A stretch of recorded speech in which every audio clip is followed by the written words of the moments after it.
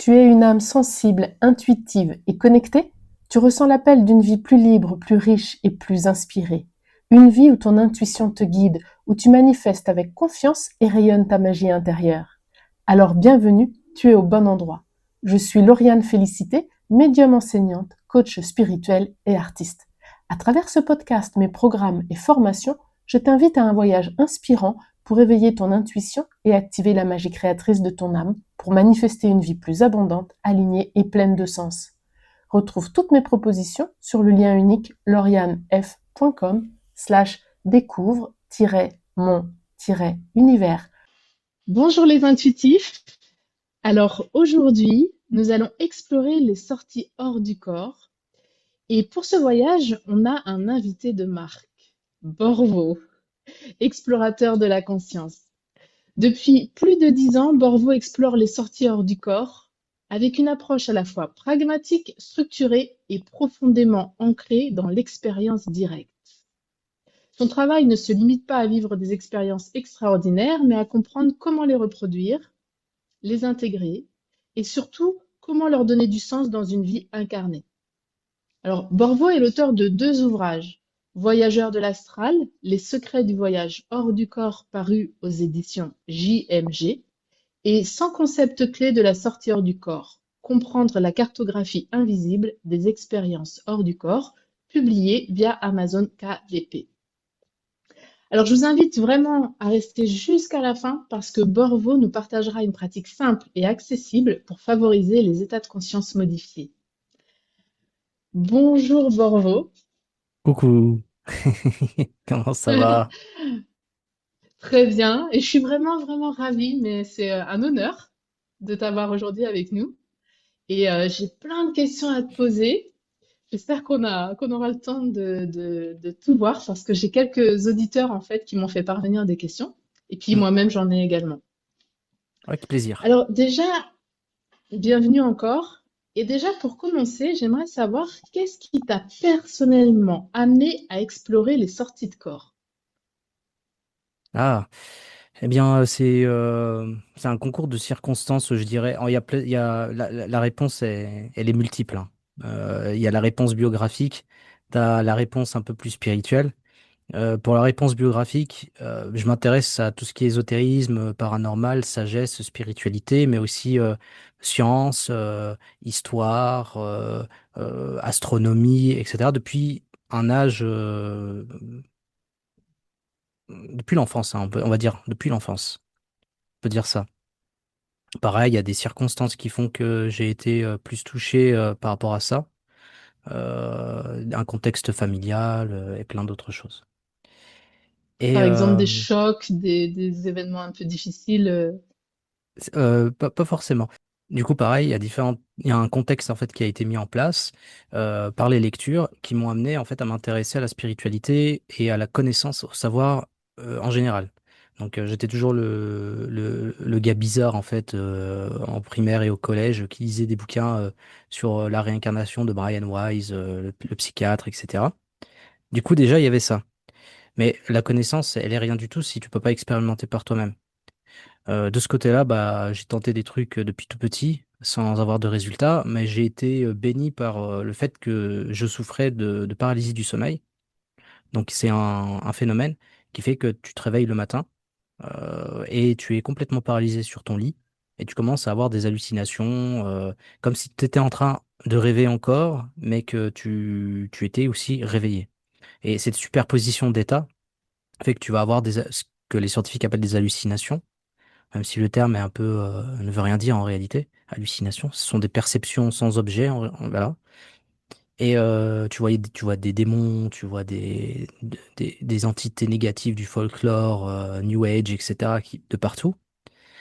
Et moi, je vivais ça de façon récurrente, suffisamment récurrente pour que je commence à tester deux, trois trucs et à me dire, est-ce que c'est dans ma tête?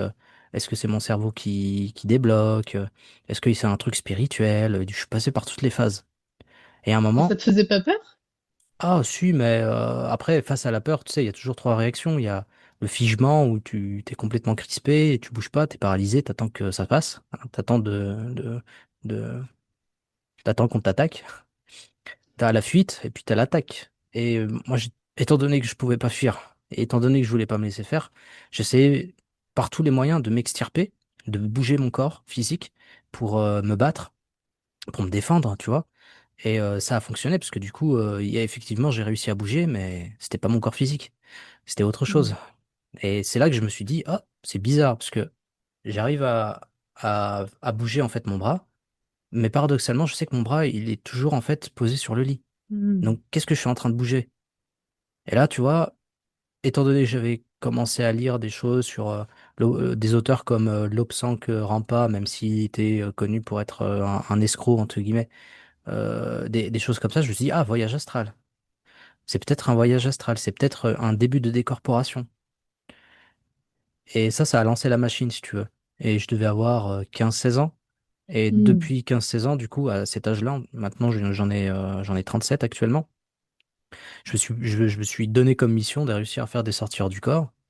Et puis j'y suis allé comme un bourrin, quoi, tu vois. Mm. J'y suis allé comme un bourrin et je me suis intéressé à plein d'autres sujets par rapport à ça. Et j'ai pu débloquer la sortie du corps à 26 ans. À 26 ans, j'ai débloqué la sortie du corps contrôlée consciente. Alors, du Donc, coup, à 15 ans, tu as commencé à avoir, on va dire, tes débuts de sortie de corps. Et à 20 ans, tu as vraiment fait des 20 sorties de corps. ouais, 26. 26, ok. Waouh, tu as été persévérant, hein, parce que je pense qu'il y a beaucoup de gens qui abandonnent bien Bah, avant. il y avait des pauses. Il y avait bien sûr, il y avait des pauses, mais et puis il y avait d'autres expériences parce que tu vois, tu vises entre guillemets une expérience de conscience, une expérience qui peut être considérée comme spirituelle, qui est intense et qui est un peu le sommet de la pyramide, entre guillemets. Tu vis ça, forcément, sur le parcours, tu vas atteindre d'autres états modifiés de conscience. Du coup, j'ai pu goûter à d'autres trucs comme des trans Mm. visionnaires, des visions du futur, des choses comme ça, parce que j'essayais de mettre en place des protocoles pour faire des sorties du corps. Et bien sûr, je faisais des pauses et je m'intéressais à autre chose, mais toujours en lien avec la spiritualité. Donc, je peux te dire qu'à cette époque-là, j'étais vraiment plongé dedans et je peux pas dire que j'étais quelqu'un de rationnel, on va dire, ou de logique. Néanmoins, dès que j'ai commencé à faire des sorties hors du corps, donc à 26 ans, ça coïncidait avec ma reprise d'études en droit. Et c'est comme s'il y avait quelque chose en moi qui s'est rééquilibré. Mm. Au lieu d'être dans les croyances à 100%, d'avoir un discernement spirituel plutôt immature, c'est comme si tout s'est rééquilibré. À la fois, je suis sensible, j'écoute mon intuition, mais à la fois, il y a la logique et la rationalité qui vient rééquilibrer pour avoir en fait un état d'harmonie qui me permet de naviguer dans ces Mm. expériences-là plus facilement et de les Alors, penser. du coup, tu penses que ça t'a aidé finalement de cultiver aussi une sorte de rationalité et un ancrage au corps ou à la matière en tout cas? Hum, ouais, carrément. Parce que après, je pense que ça peut dépendre des personnes, des voyageurs.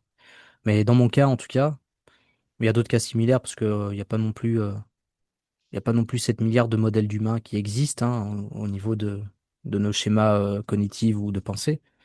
Mais dans mon cas, si tu veux, je dirais pas forcément, j'ai utilisé le terme rationnel, mais plutôt logique et prudence. La Mm. logique pour penser ses expériences et la prudence pour toujours avoir du recul par rapport aux interprétations qu'on peut en faire. Je dirais que c'est plutôt ça. Mm. Parce que là, les sorties hors du corps, on est plus sur une logique transrationnelle, sur quelque chose qui dépasse la raison en tant que telle.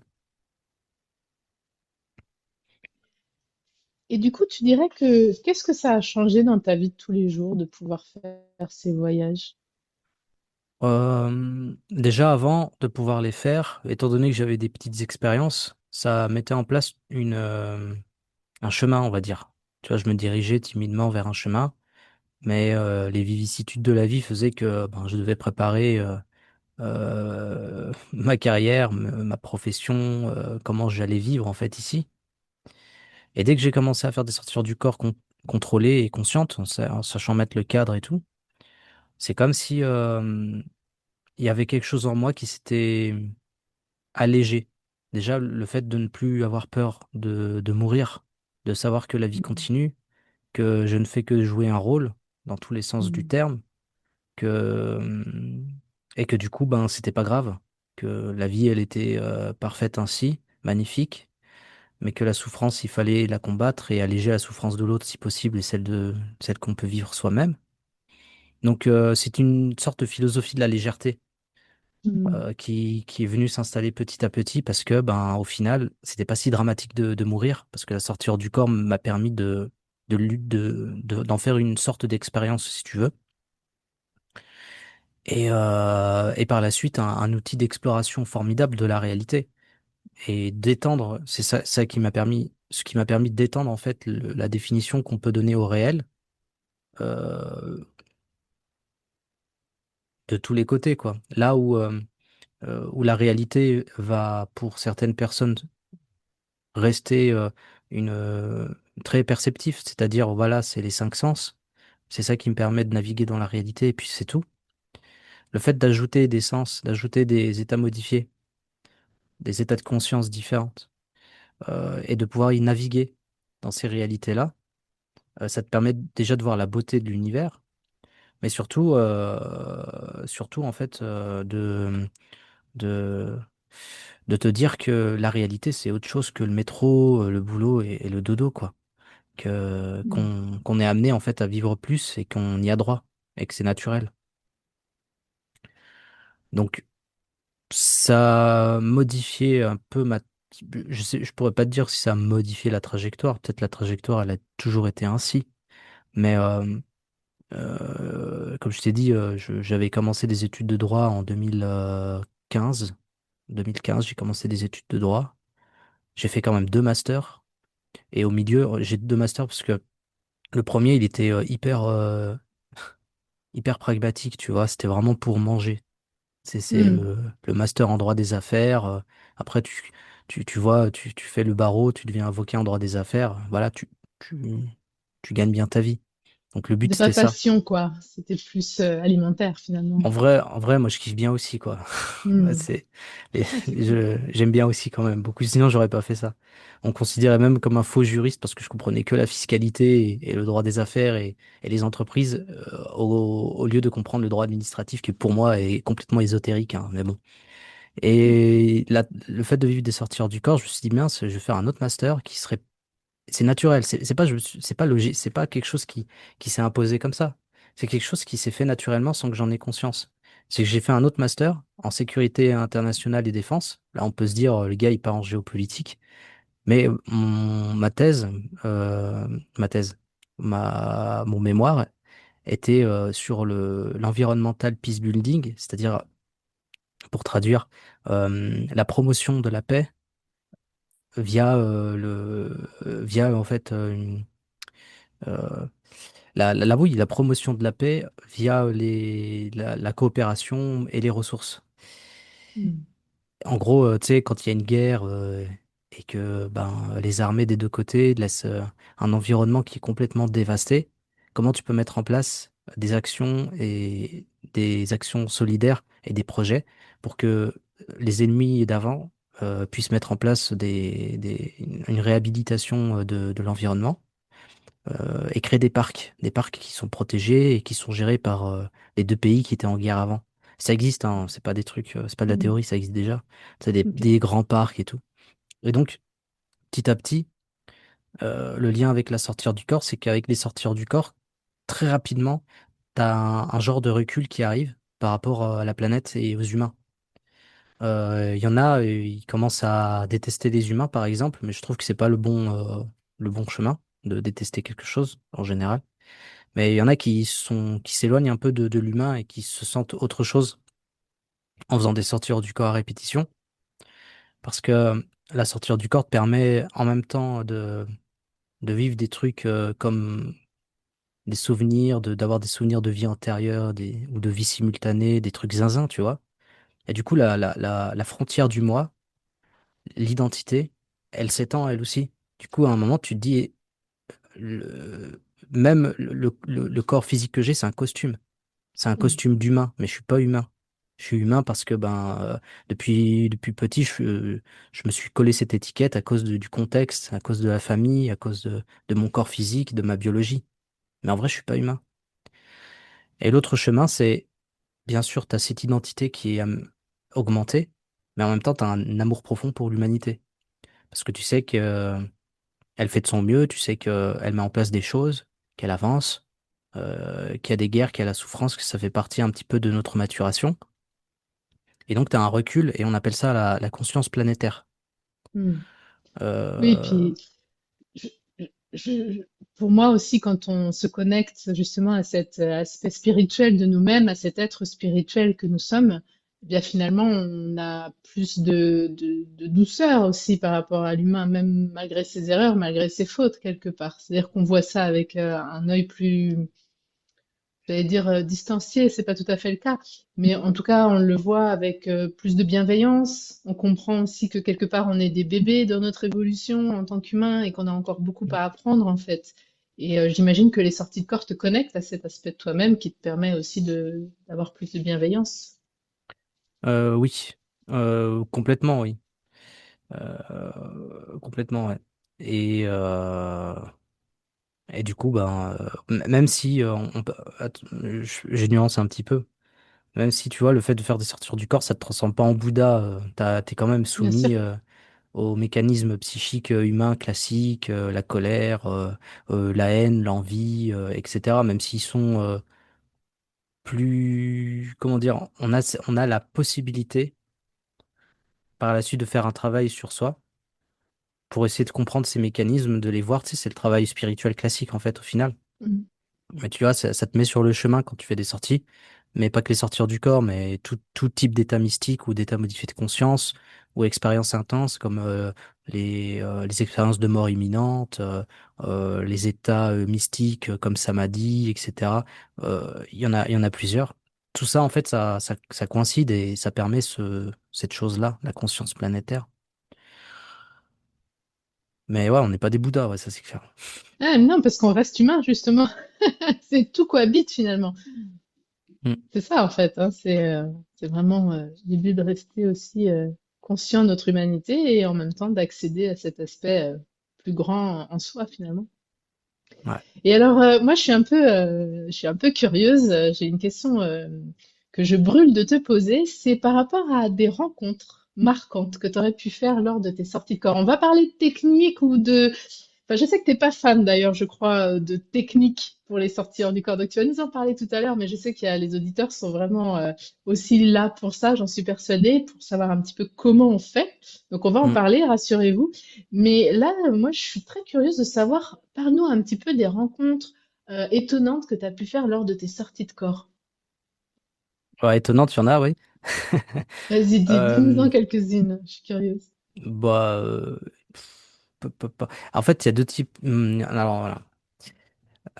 Il y a deux types de rencontres, je dirais. Des rencontres où on se rencontre avec des consciences non humaines, des consciences extra-physiques, on les appelle, qui n'ont pas de corps physique et qui sont pas humaines. Et il y a des rencontres aussi avec des consciences non humaines, mais qui, eux, ne nous voient pas. Voilà. Parce que on est dans d'autres réalités, mais c'est comme si on était un fantôme et quelquefois on visite des dimensions il y a des êtres et ces êtres-là ne nous voient pas comme si là actuellement il y avait quelqu'un qui était en voyageur du corps et qui m'observe. Donc la plus étonnante, c'était un espèce de chien humanoïde rouge bizarre Ok? qui chassait des êtres, d'autres êtres humanoïdes dans une jungle. Et moi j'observais, j'étudiais, j'observais, j'étais curieux, je regardais comment ça se passait et c'était très bizarre, mais pas de contact précis, mais c'était le plus what the fuck si tu veux de rencontres en sortir du corps. Mais la plupart du temps, ça va être la plus marquante que j'ai eue, c'était on va lui donner des termes, hein, mais c'est un genre de guide. C'est un Ok. genre de guide. Et donc une conscience extra-physique qui, quand elle le peut, vient squatter ton expérience pour te montrer des choses dans le silence et t'amener à des endroits dans le silence. C'est pas le guide spirituel qui vient tchatcher avec toi et qui va te balancer des vérités métaphysiques que tu dois absolument partager avec tous les humains de la Terre, tu vois. Rien à voir. Et au contraire, moi, je me méfie trop des profils comme ça, tu vois. Non, c'est des gens, ils viennent comme ça, ils disent rien, tu vois, ils te parlent pas. Et ils te prennent par le callback, ils te t'amènent, ils te traînent ailleurs, et ils te montrent des choses, et c'est à toi de comprendre. Il y a toujours un dialogue qui s'effectue, mais c'est pas un dialogue. C'est plus Euh, par sorte de télépathie, quoi. ouais, c'est même pas de la télépathie, parce que dans la tête des gens, la télépathie, c'est entendre une voix dans sa tête, mais là aussi, il y a une vocalisation. Non, c'est autre chose. C'est du partage de concepts et d'idées, tu vois. C'est plus Hmm. ça. Et, euh, et elle, en fait, la première fois qu'elle est apparue, c'est quand je faisais une expérience pour aller à l'hôpital euh, à l'hôpital où travaillait ma femme à l'époque. Et je voulais juste faire un tour là-bas pour lui décrire exactement son, son établissement et surtout le niveau où elle bossait. Parce que je sais que chaque niveau peut être un peu différent en termes de décoration ou de matériel. Donc je voulais vraiment aller là-bas pour faire mes petites vérifications et rigoler un coup. Donc j'y suis allé, j'ai fait une première expérience comme ça. Et puis d'un coup, je me suis senti comme arraché à cet environnement-là. Et tout est devenu noir, sombre, fluide. Et par la suite, il y a un nouvel environnement qui est apparu d'un coup assez rapidement. Et c'était la planète Terre qui était très belle, ronde, et qui s'éloignait de plus en plus, lumineuse, très lumineuse, et qui s'éloignait de plus en plus. Là, je me dis, il y a un problème, d'où je suis là en fait, pourquoi je suis là. Mais je sentais quelqu'un me tirer, me tracter. Du coup, je me retourne, si je peux dire, hein, pas physiquement comme ça, mais disons que mes perceptions, mes sens qui me permettent de percevoir, se sont déplacés, et ils sont allés de l'autre côté. Donc, le corps de voyage est très très malléable. Et après, c'est là que j'ai vu que effectivement, il y avait une entité qui me traînait, avec la peau bleue, violette, des nuances de bleu et de violet, si tu veux, des longs cheveux de jais, une entité féminine, et qui me regardait un petit peu en mode, ça, je traduis un petit peu sa pensée, si je puis dire, ça aussi encore une fois, viens, je vais te montrer un truc. Ce à quoi j'ai répondu, bah non, j'ai pas envie, j'étais à l'hôpital, je reste à l'hôpital, je vais à l'hôpital. Donc, j'initie un déplacement rapide. Et je retourne à l'hôpital pour finir mon expérience. Donc c'était la première fois que je voyais ce que j'appelle un guide, mais elle s'est jamais présentée comme étant un guide. C'est pour ça qu'il faut faire Mhm. attention avec les interprétations. Mais je lui ai donné ce nom-là parce que je l'ai revu plusieurs fois après. Et toujours pour la même chose, me montrer des choses, me faire découvrir des lieux, ou me rassurer quelquefois lors de certains événements dans ma vie où j'avais besoin. Et Donc il y a comment elle déjà te ça. rassurait? Comment elle faisait pour te rassurer? Elle te montrait une scène du futur? Comment elle faisait? Une fois, par exemple, bon, en fait, ils font comme ils peuvent, parce que je suis un peu récalcitrant, en fait, donc ils font comme ils peuvent. Et comment ils font, c'est que lors du processus de sortir du corps, à un moment, tu fais ta décorporation, donc tu sens que tu es en train de t'élever de ta chair, et quelquefois, régulièrement, tes perceptions, elles sont troubles. T'arrives pas bien à voir, tu te sens lourde, et t'arrives pas à avancer. Donc il y a des explications pour ça, il y a là pour le coup des techniques pour réussir à stabiliser et puis partir. Et paradoxalement, ta conscience, elle est hyper lucide, c'est pas ça le souci. Et ben elle, par exemple, elle a profité de ce moment-là où où j'étais dans le coltard pour me ramener quelque part et me montrer des choses alors que j'étais à moitié, ouais, les gars, qu'est-ce que vous faites? Je vois pas très bien et tout. Et là, en fait, elle me rassurait par rapport à ce que bah voilà, c'est pas qu'elle me rassurait, mais elle me disait, lève le pied un petit peu, c'était par rapport à mes projets. Elle Elle me te conseillait disait, un peu, en fait, quoi. ouais, c'est ça, de lever un peu le Hmm. pied, t'inquiète pas, t'as la vie devant toi, repose-toi, en gros. Hmm. Hmm. Tu vois, c'est pas des messages métaphysiques, Hmm. et quand c'est des enseignements, c'est toujours pour soi, en fait. C'est avant tout pour soi. Et après, à toi de partager si t'as envie de partager ou pas, mais c'est pour ça que je me méfie des des guides spirituels humains qui se basent sur des sorties hors du corps, quoi. Comme quoi ils ont eu la vérité ailleurs, je sais pas quoi. Hmm. Après, ça dépend peut-être aussi, j'imagine, de, comment on pourrait dire, du chemin de vie de chacun aussi, tu vois. Peut-être qu'il y a des personnes, effectivement, qui ont, entre guillemets, leur âme a fait le choix de transmettre des choses pour participer à un groupe d'humains, et puis d'autres, c'est plus pour eux dans leur évolution. Enfin, tu vois, peut-être, je sais pas, je peux imaginer ça. Hmm. Bah, ça, oui, ça a toujours existé. Mais dans le cadre, tu sais, d'expériences comme ça, il y a une différence entre le phénomène et l'interprétation. Hmm, Et oui. ça, les gens quand je dis les gens, les expérienceurs qui sont débutants et des personnes qui sont déjà dans des croyances de base, ils vont pas le voir, ils vont pas l'identifier. Du coup, Hmm, s'ils font une sortie hors du corps et qu'ils voient vaguement une personne habillée avec une toche blanche lui sourire, ben la personne va interpréter ça, ah, c'est mon guide spirituel, il était là et je suis quelqu'un de spécial, tu vois. Tu vois, hmm, c'est cette la mise en place d'interprétation en cascade qui fait qu'à la fin, tu te retrouves certes avec un professeur spirituel, mais qui n'est pas, et c'est pas un jugement, mais c'est juste une observation par rapport à ce que je connais des traditions ésotériques classiques qu'on a depuis des millénaires et ce qu'on a maintenant, mais qui n'est pas passé par des épreuves, qui n'a pas été testé, qui n'a pas réussi en fait à avoir cette prudence, ce recul, ce questionnement. Bien sûr, il y a des écoles, tu vois, des écoles de pensée.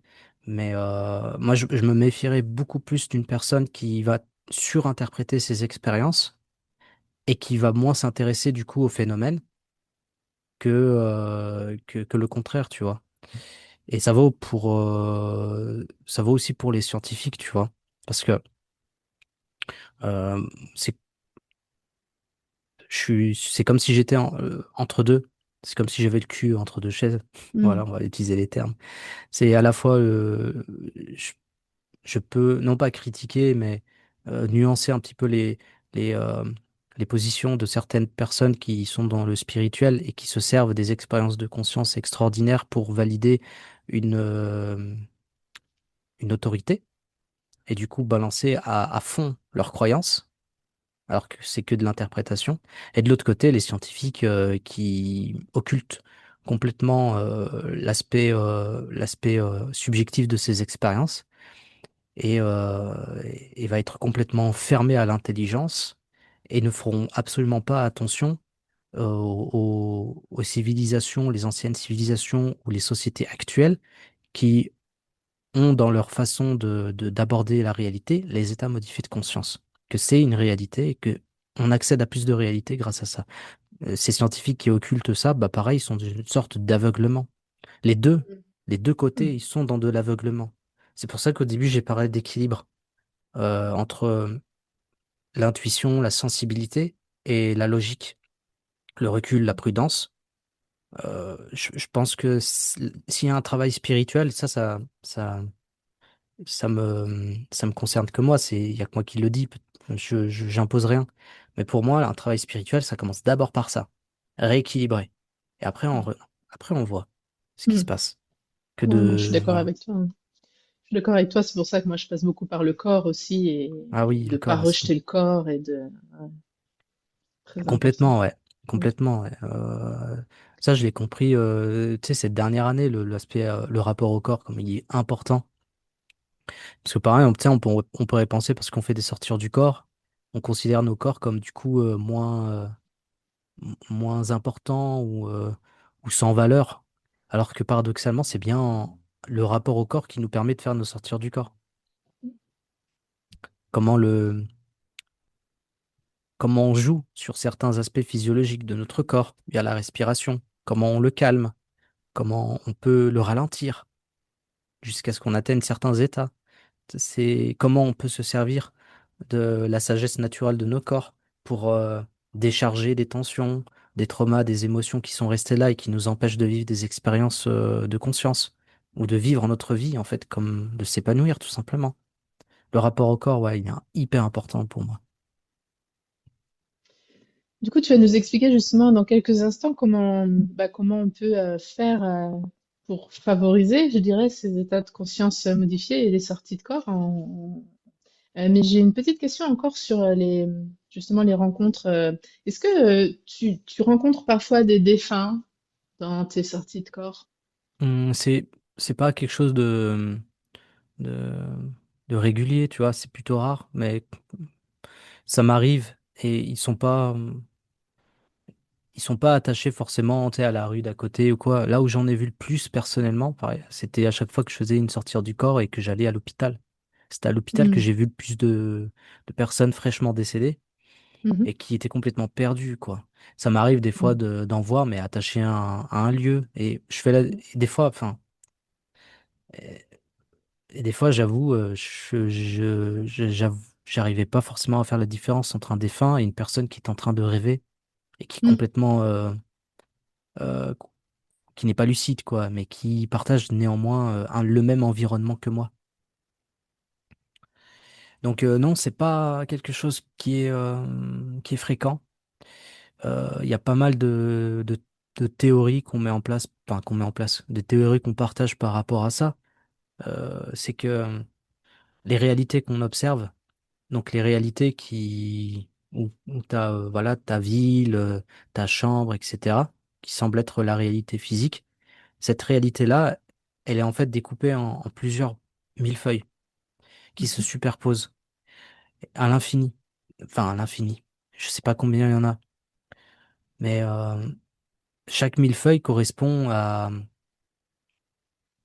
un agrégat comme ça de pensées et de désirs, d'émotions et de projets. Je donne un exemple, tu fais une sortie du corps, tu te promènes dans ta ville et tu vois qu'il y a un bâtiment qui n'est pas là, qui ne devrait pas être là dans la réalité physique. Et pourtant, il est là.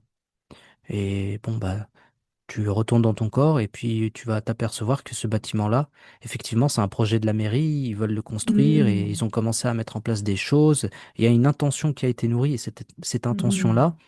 elle se répercute dans cette réalité parce que il n'y a aucune différence entre l'environnement et nous. Il n'y a aucune, vraiment zéro différence entre l'extériorité et l'intériorité en somme. Et quand tu fais des sorties hors du corps, tu accèdes aux deux en même temps. Donc c'est pour ça que pas mal de sociétés chamaniques, des traditions non civilisatrices te disent bien que le cosmos et l'humain, c'est une seule et unique chose. C'est la Hmm. même chose. Et Hmm. que plus tard, des traditions ésotériques ou des traditions spirituelles vont te dire que l'humain est un miroir et ce miroir reflète le cosmos. Et c'est intéressant parce que ça vient aussi alimenter ce que je dis souvent, entre autres à mes élèves, c'est que nous sommes très créateurs par nos pensées. Et là, tu vois, ce bâtiment, là, cet exemple que tu viens de partager avec nous, c'est vraiment ça. C'est en fait la mairie l'avait déjà conçu, projeté. Il existe finalement dans une certaine réalité, dans un niveau de la réalité, même s'il n'est pas encore construit dans la matière, mais ça descend dans la matière après, en fait. C'est ça. J'ai un autre exemple qui est marrant, c'est un ami qui a fait une sortie hors du corps qui est peintre. Enfin, il n'est pas que peintre, mais il aime beaucoup peindre. Et dans son couloir, il y a des tableaux qu'il a peints. Et en sortir du corps, lui, ce qu'il aime bien, c'est aller voir ses enfants pour voir s'ils sont bien là, etc. Bon, il y a un côté instinct paternel qu'il a. Et dans le couloir, il voit des tableaux qui n'existent pas, quoi. Et il s'avère que c'est des tableaux il avait pour projet de peindre. Et ils sont déjà là Ah, accrochés. génial. Waouh, C'est, c'est super intéressant. Ouais. ça bouleverse aussi un petit peu, tu sais, tout ce qui est rapport au temps. Ces tableaux, c'est peut-être des images du futur, c'est peut-être aussi de l'intention, c'est tout ça qui est mélangé. Et ça met en place une couche de complexité qui est très très difficile à détricoter en fait. Et mm, Oui, parce que le mental, lui, il veut comprendre, il veut mettre dans des cases, il veut nommer, il veut étiqueter, il veut dire ça c'est le futur, ça c'est de l'intention, ça c'est... Et finalement, c'est pas possible, en fin de compte, hein. on peut Tout pas. coexiste. C'est ça, ouais, Et tout il y a un coexiste. côté quantique un petit peu Ouais. à cette réalité-là. Hmm. Ok. Et j'avais une question aussi pour... cette fois, c'est une auditrice, enfin une amie qui me posait cette question-là, qui m'a dit, est-ce que tu peux lui demander si des fois il rencontre des animaux et aussi, qu'en est-il des personnes Alzheimer? Hmm. Des animaux, oui. Bah, mon petit chat, là. Mon chat, je l'ai vu deux, trois fois comme ça en sortir du corps. Mais après, d'autres animaux ailleurs, non, pas forcément, parce que ça dépend encore des gens. Moi, j'ai tendance, au début de mes expériences, j'avais tendance à rester dans la contrepartie physique, hein. Pour faire des vérifications, j'avais besoin de me rassurer sur le phénomène. Est-ce qu'il est objectivable, etc. Et après, ben, très rapidement, j'ai commencé à plutôt passer du temps dans l'espace, dans le cosmos et dans d'autres réalités que de rester sur Terre, entre guillemets. Mais effectivement, j'ai pu, je crois que c'était dans les 5 premières sorties du corps en 2015, il y avait mon chat qui m'a chopé en train de faire ma sortie du corps. Je suis arrivé dans le salon, il me regardait et je l'entendais miauler. Enfin, je le regardais miauler parce que je l'entendais pas. Et je voyais sa bouche qui faisait juste le mouvement de miaou miaou, tu vois. Et l'intention, ou plutôt le message qu'il m'envoyait, c'était: mais qu'est-ce que tu fais là? Qu'est-ce que tu fais là? Ouais, Et en boucle. ouais. C'était chiant. Du coup, Donc, je suis pas. donc ils ont une perception. Ils voient, ils ont cette capacité du Alors, coup à voir. au niveau de l'expérience, c'est ce que j'ai vu. C'est ce que j'ai vu. J'ai vu mon chat qui bouge la bouche et une information dans mon mental qui me disait pourquoi tu es ici. Hmm, Voilà. Donc, effectivement, on peut conclure que potentiellement, ben, il m'a vu. Et les autres fois, j'étais dehors par contre, et lui, il était à côté de moi, il m'accompagnait. Et ce que je trouvais marrant, c'est que lui, il ne savait pas voler en fait, il savait pas glisser. Et je le voyais comme marcher. Et il me regardait comme ça, hyper surpris. Il avait la tête tournée comme ça, en me regardant. Et pareil, il me disait pourquoi tu es là, qu'est-ce que tu fais, etc. quoi. Et moi, je le regardais, et moi, la pensée qui me venait, c'est pourquoi ils veulent pas? Pourquoi tu sais pas voler? Parce que du coup, tu peux choisir en fait la distance, parce que tu disais au début, je restais plutôt dans les parages, et puis après, j'ai choisi d'aller. Donc, tu choisis par la pensée, tu te projettes en visualisant un lieu, ou c'est plutôt, ah tiens, maintenant je vais là et hop, tu y vas. Comment ça se passe un peu? Il y a les deux modes de déplacement. Pour bien expliquer aux auditeurs et auditrices, ben, quand vous faites une sortie hors du corps, vous êtes délocalisé de vous avez la sensation d'être délocalisé de votre corps physique à 1000%. C'est-à-dire que quand la décorporation s'est effectuée, qu'elle est consommée et que vous êtes en dehors, et à une certaine distance, parce qu'il y a des règles précises, des phénomènes qui se passent quand vous êtes près du corps physique quand même, et je vais pas rentrer dedans. Eh bien, vous êtes à 100% dans votre nouveau corps, le corps de voyage, le corps astral, on peut l'appeler si vous voulez. Et à ce moment-là, euh, il se passe la même chose que si vous aviez un corps physique. Vous pouvez prendre des décisions, vous réfléchissez en temps réel, vous réfléchissez mieux, vous réfléchissez plus vite. Vous êtes dans un espèce d'état de flow continu, et, euh, et vous pouvez choisir de glisser, de voler, quoi, tout simplement. On ne marche pas, on glisse. Et au début, c'est un peu difficile. Parce que c'est comme si on n'avait pas l'habitude de bouger avec ce corps-là. Donc des fois, on peut aller trop loin, ou alors aller trop loin, trop vite. En général, c'est ça la première fois, les premières fois. Mais après, on a l'habitude, et ça devient complètement naturel.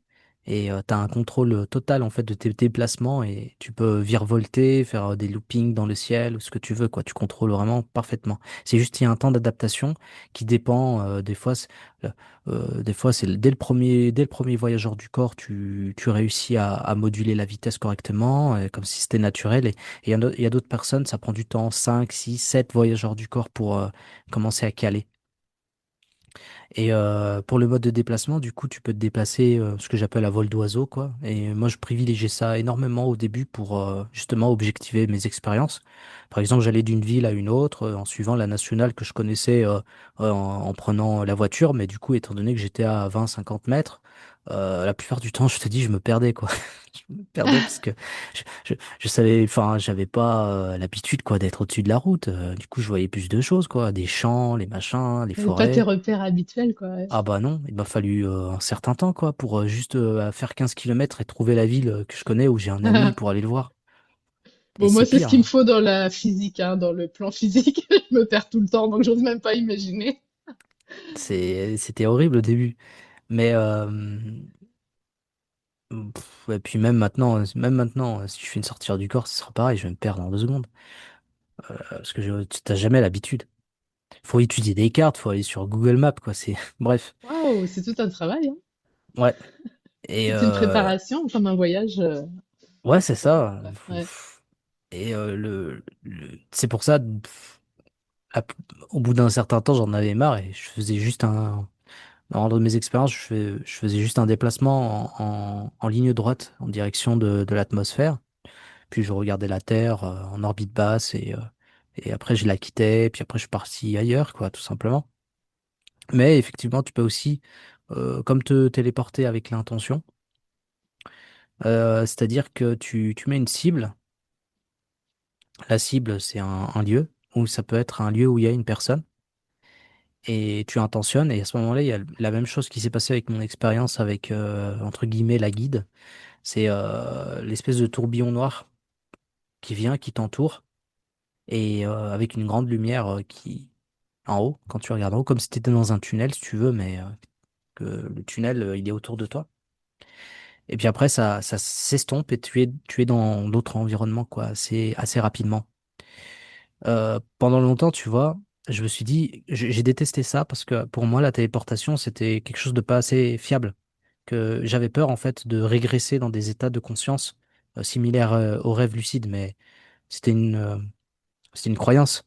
Jusqu'à ce que je m'intéresse un petit peu à ce qui se dit en physique sur les différentes dimensions de l'espace et de voir que ce genre de déplacement-là, pouvait être théoriquement expliqué par la science. C'est le déplacement dans une dimension supplémentaire de l'espace, c'est-à-dire que dans l'espace normal, celui qu'on vit actuellement, qui n'a rien à voir avec les dimensions qu'on peut retrouver, c'est dans le New Age, eh ben, on est en 3 dimensions de l'espace. Parce qu'on a la longueur, on a la largeur, on a la hauteur. Mhm. La longueur, la largeur et la profondeur, excuse-moi.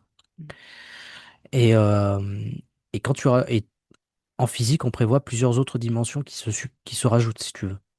Et la quatrième dimension, c'est pas le temps. Le temps n'est pas forcément considéré comme c'est une dimension et c'est pas une dimension, tu vois, c'est un peu bizarre. Mais ce que je veux dire, c'est que la quatrième dimension qui s'ajoute est une dimension elle aussi de l'espace, mais on peut pas la concevoir en tant qu'humain qui avons l'habitude de se mouvoir dans un espace en 3D. On peut pas le concevoir. Or, en sortie hors du corps, on soupçonne très très très fortement que on bouge dans une dimension supplémentaire de l'espace. Parce qu'on a tous les symptômes qui sont théorisés, qui sont prévus par la physique. Et ces symptômes-là, ou ces capacités-là, sont les suivantes. La capacité de voir à travers les murs. En sortir du corps, on peut. Tu regardes le mur, tu peux voir après derrière le mur. D'ailleurs, quand je visitais certains bâtiments, étant donné que je voyais derrière le mur, en haut, en bas, à droite, à gauche, ben, moi j'étais complètement perdu aussi, quoi. J'étais là, mais qu'est-ce que je fais? Hmm. Je regarde quoi en fait? Euh, la possibilité de zoomer. C'est-à-dire que, étant donné que tu n'as pas des yeux organiques, hein, tu perçois, hein, il y a une vision, mais ça ne dépend pas des yeux. Et vu que ça dépend pas des yeux, déjà, le premier truc qui est bien, c'est que tu vois net partout. Il n'y a pas de focalisation et d'effet tunnel. Tu vois bien partout. C'est pour ça qu'on dit très souvent, la vision était en HD ou c'était en ultra HD, c'était très net.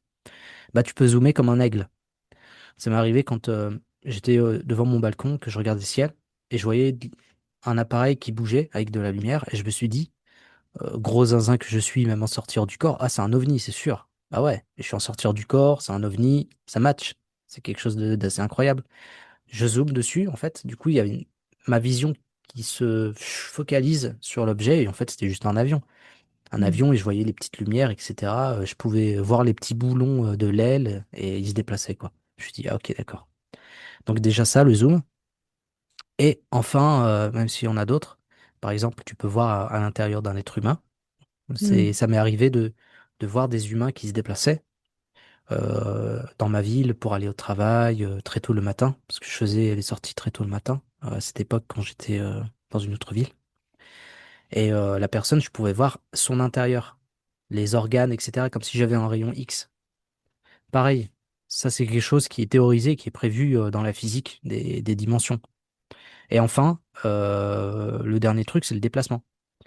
C'est-à-dire que tu es localisé à un certain endroit dans ta chambre, et si tu intentionnes d'aller quelque part, l'environnement va bouger. Toi, c'est pas toi qui bouge, c'est Ah oui, l'environnement qui va bouger. Et c'est ça, en fait, le déplacement en 4 dimensions, en 4D. C'est ce déplacement-là. Et en sortir du corps, nous, il y a le truc qui nous entoure. Et après, hop, on est tout de suite dans un autre endroit. Et j'appelle ça la transdistorsion dans, dans mon bouquin. Bon, c'est un terme qui vient de Star Trek parce que je suis un gros fan et un gros geek de Star Trek. d'accord. Excusez-moi, les gars, mais si je peux Oh, je caler pense deux, qu'il y en a trois mots, tu vois. qui vont être contents. J'ai un souci avec ça. Je me retiens d'en pas en parler. Bon, tout va bien. Mais Donc voilà, la transdistorsion, donc là tu dis c'est pas toi qui bouge finalement, c'est ton environnement qui bouge et tu te retrouves là où tu as décidé d'aller, mais c'est tout qui bouge autour de toi c'est et pas ça. toi. Waouh. Et du coup, ça te donne OK. la possibilité de bouger à n'importe quel endroit de cet univers ou dans d'autres. Hmm. Alors du coup, t'as visité d'autres planètes, Ouais. tu parlais Mm. d'ovnis aussi tout à l'heure. Du coup, t'en as vu? Oui, mais après, il faut faire attention, comme j'ai dit, à tout ce qui est interprétation. Effectivement, j'ai pu voir ce qu'on appelle des extraterrestres, des petits gris, des machins comme ça.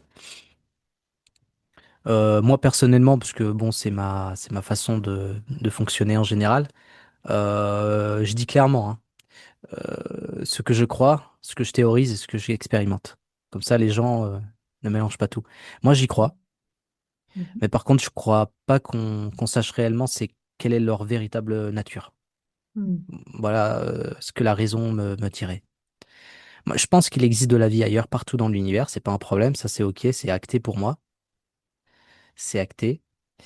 Mais concernant ceux qui viennent nous visiter ou ceux qui seraient en train de nous visiter actuellement, je suis, je sais pas pour leur nature. J'ai l'impression que ce sont des consciences non humaines qui viennent d'ailleurs, mais pas forcément ailleurs, une autre planète physique.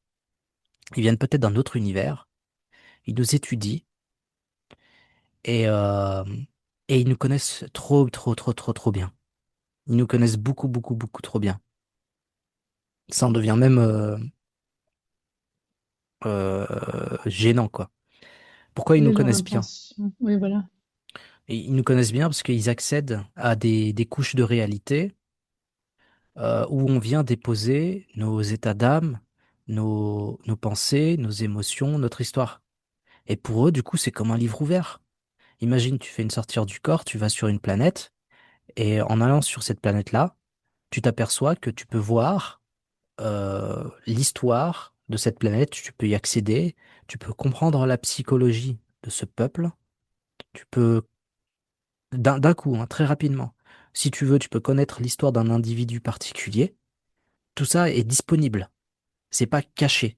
Parce que ce sont des environnements qui sont aussi psychiques. Et eux, ils y accèdent pour nous. Donc, ils nous connaissent très bien.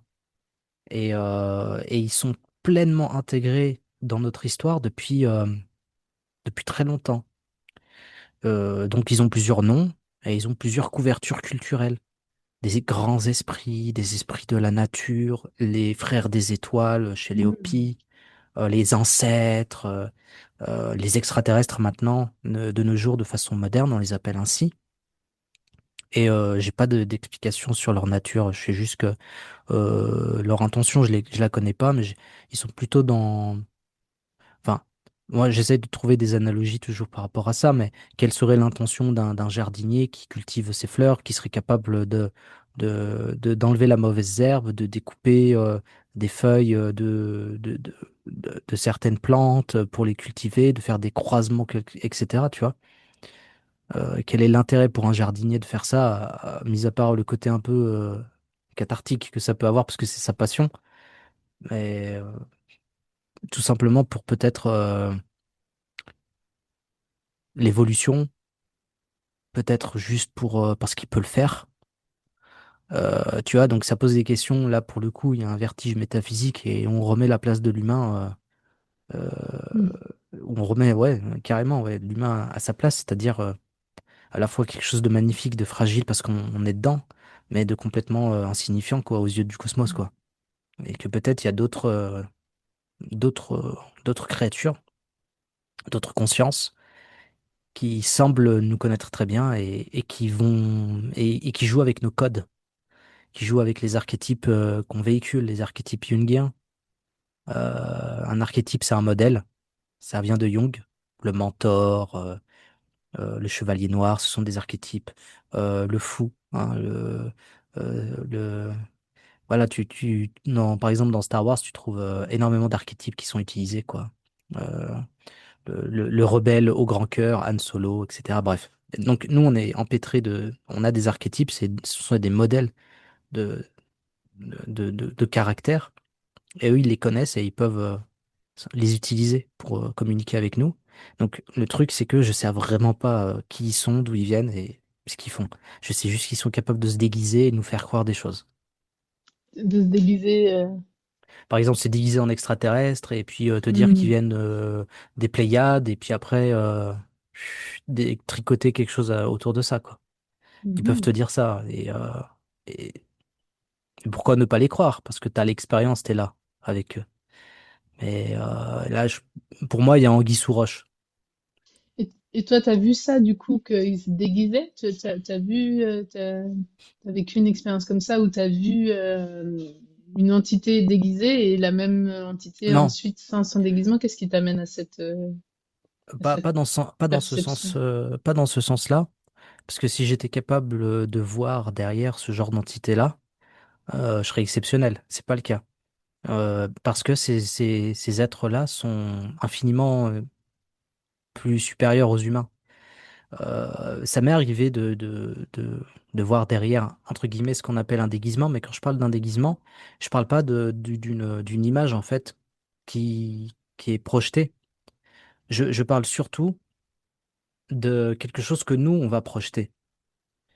C'est pas eux qui mettent en place, qui vont mettre en place un déguisement, c'est nous qui mettons un vêtement sur Hmm. eux par Hmm. rapport à notre culture, par rapport à notre époque, Hmm. etc.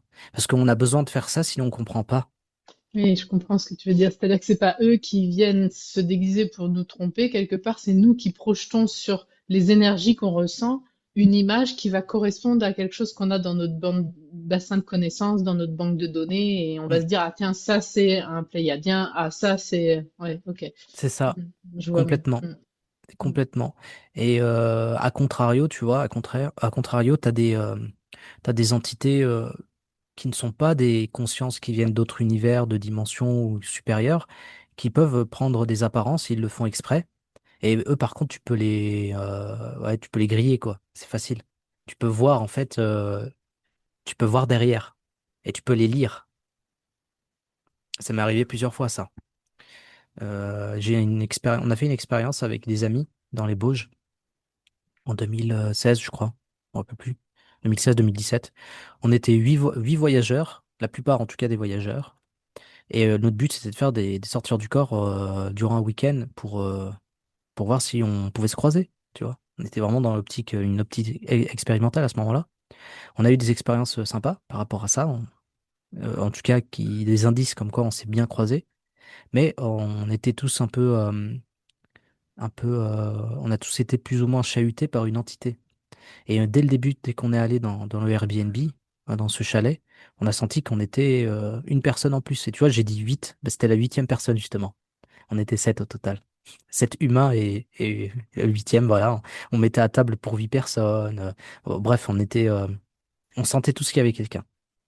Et quand on a fait nos sortir du corps, on est plusieurs à l'avoir vu. Et elle nous a chahuté. Moi, par exemple, elle est apparue sous la forme d'un démon, etc. Mais moi, j'avais déjà Mhm. l'habitude de sonder. de lire, la conscience. Ce que j'appelle le sondage, c'est de pouvoir prendre de l'information de l'environnement ou d'une entité, d'une conscience. Prendre de l'information. Comme si tu avais un espèce d'antenne ou de détecteur et ça t'envoie de l'info et tu peux percer des protections ou des choses comme ça. Et du coup, moi, je voyais que ce démon, en réalité, c'était une femme et qu'elle était morte il y a plusieurs années, qu'elle restait dans le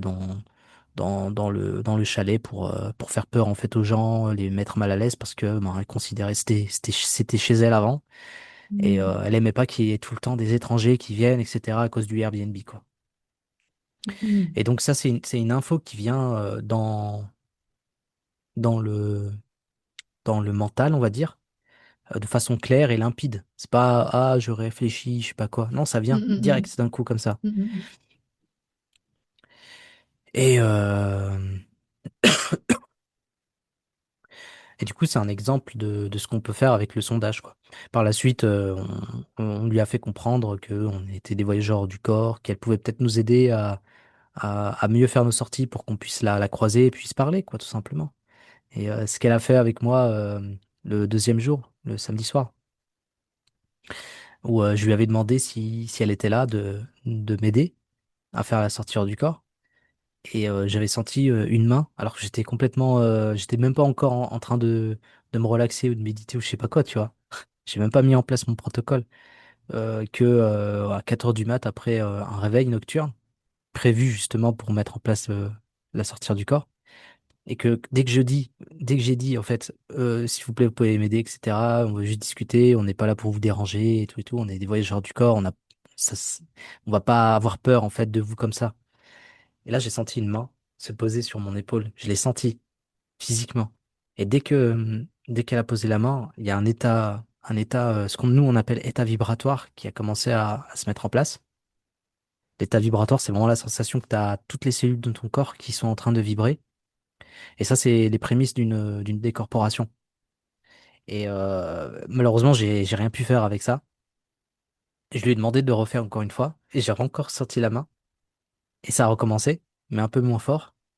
Et après, je lui ai dit, bon, bah, une dernière fois parce que j'ai pas réussi. Et elle a remis posé la main et ça a recommencé et ça s'est estompé rapidement. Et j'ai pas compris pourquoi j'ai pas réussi à faire ma sortie avec un état vibratoire, ce qui est rare. Mais après, la théorie que je peux mettre en place, que j'ai mis en place par rapport à ça, l'explication que je me suis donnée, c'était que peut-être qu'elle a excité en fait une énergie qui n'était pas la mienne pour créer des états vibratoires et moi je Mm. pouvais pas l'utiliser, je pouvais pas la mouvoir comme moi j'ai envie pour faire la sortie. Donc il y a de ça. Donc voilà, ouais, pardon, j'ai digressé. Non, non, non, pas du tout, pas du tout. C'est juste absolument passionnant. Je crois qu'on pourrait parler encore pendant des heures sur les rencontres que tu as fait, etc. Mais je pense que ça peut être intéressant maintenant, si tu es d'accord, euh, que bah, justement tu nous parles un petit peu. Tu as commencé à nous parler de réveil nocturne pour déclencher la sortie, de relaxation, d'état vibratoire. Alors je pense que bah, ça peut être le moment où tu nous expliques un petit peu comment on peut essayer nous. Bah, pendant longtemps, je pensais que c'était juste une histoire de technique et c'est pour ça que au début, quand j'ai commencé mon voyage dans ce domaine-là, ben, je collectionnais les techniques, je les essayais et ça fonctionnait pas. Ça fonctionnait pas. Ce qui a fonctionné, c'est parce que j'avais une petite facilité avec la paralysie du sommeil. Parce que la paralysie du sommeil te met vraiment pile dans l'état où il faut pour faire la sortie. Donc j'avais un avantage. Mais après, la paralysie du sommeil, c'est pas un truc qui se met en place sur commande, tu vois. Ouais, Donc c'est ça. j'ai dû apprendre comme tout le monde à faire des sorties hors du corps à partir de d'autres choses que de la paralysie du sommeil. Et le plus important dans toute cette histoire, c'était pas les techniques. Effectivement, les techniques, c'est 5% du travail. C'est à la fin que tu mets ça en place. C'est plutôt l'état de conscience. C'est-à-dire, je m'explique, bon, déjà, il y a des règles à suivre pour faire une sortie hors du corps. Il faut être capable de se relaxer. Donc c'est la première condition. Et quand je dis se relaxer, c'est relaxer les tensions physiques, mais aussi les tensions émotionnelles, les tensions mentales. Donc atteindre, du coup, dans un second temps, ce qu'on appelle le calme mental. C'est pas l'absence de pensée. C'est juste la capacité à observer ses propres pensées, à prendre du recul et à être le témoin de ces pensées-là et à les laisser passer Un jusqu'à ce peu qu'ils comme en ralentissent. méditation en fait. Ouais, même s'il y a plein de types de méditation, mais oui, ça correspond à un type de méditation. Euh, quant à ces deux-là, déjà, tu peux atteindre tu peux atteindre beaucoup d'états modifiés de conscience qui sont différents, qui sont pas forcément la sortie.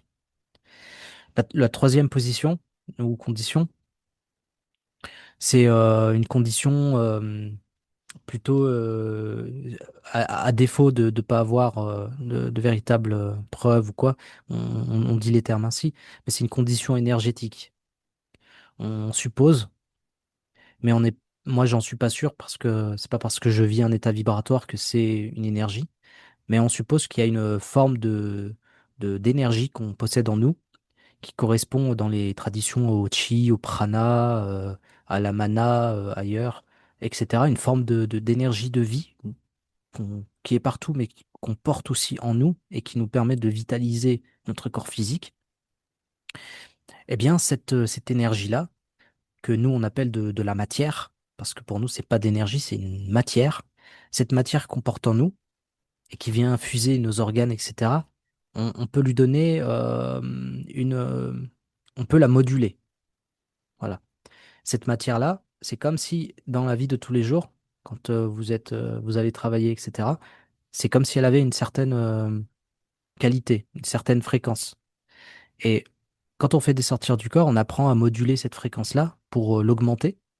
Et en l'augmentant, à un moment, on a ce qu'on appelle un état vibratoire. Donc la sensation que toutes les cellules du corps sont en train de vibrer. On a des vombrissements.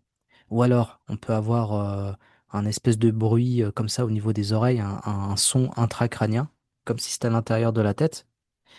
Ou alors on peut sentir comme si on était à l'intérieur d'un moteur d'avion. Comme ça, c'est très très très fort. C'est très prégnant. Et quand on arrive à ce stade-là, grâce à ce qu'on appelle mobilité énergétique, donc là, c'est des techniques énergétiques qui viennent soit du taoïsme ou qui viennent de techniques modernes, la plupart du temps présentées par des voyageurs hors du corps, comme la technique de Robert Bruce, le New, c'est l'acronyme pour New Energy Way, comme le vélo de Nancy Trivaletto. Là aussi, c'est un acronyme pour Voluntary Energetical Longitudinal Oscillation, ou une technique, une méthode que j'ai mis aussi en place qui s'appelle le flux.